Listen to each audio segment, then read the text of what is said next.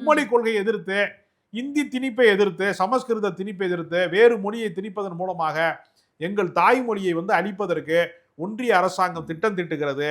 நாங்கள் இருமொழி கொள்கையை தான் ஏற்போம், மும்மொழி கொள்கையை ஏற்க மாட்டோம் என்று சொல்லக்கூடிய ஒரு மாபெரும் ஆர்ப்பாட்டத்தை, சிறை நிரப்பும் போராட்டத்தை விஜயை மட்டும் நடத்த சொல்லுங்க.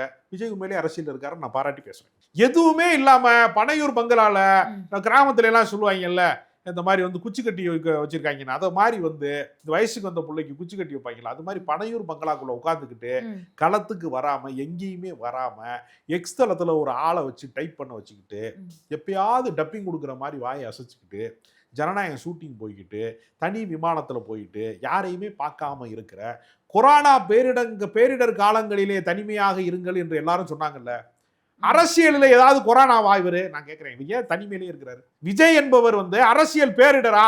ஏன் உன்னை நீ தனிமைப்படுத்தி கொண்டே இருக்கிறாய்? ஓ கட்சிக்காரனே நீ ஏன் பார்க்க மறுக்கிறாங்க? அது சொல்லுங்க. அவர் கட்சிக்காக பேசிக்கிட்டு இருந்த ஜெகதீஸ்வரனை, அவர் கட்சிக்காக பேசிக்கிட்டு இருந்த ஜெகதீஸ்வரனை காணா. அவர் கட்சிக்காக பேசிக்கிட்டு இருந்தார் ஒரு பேராசிரியர் தூத்துக்குடிக்காரர், அவர் ஆளை காணா. விவரமானவனை பூரா கரட்டி விடுறீங்க. நான் கேட்கிறேன், விவரமானவனை பூரா கட்சியை விட்டு கழட்டி விடுறீங்களே பொறுப்பு இல்லாம. அப்போ சொந்தமா சுய புத்தியும் இல்ல, சொல் புத்தி இல்லையா?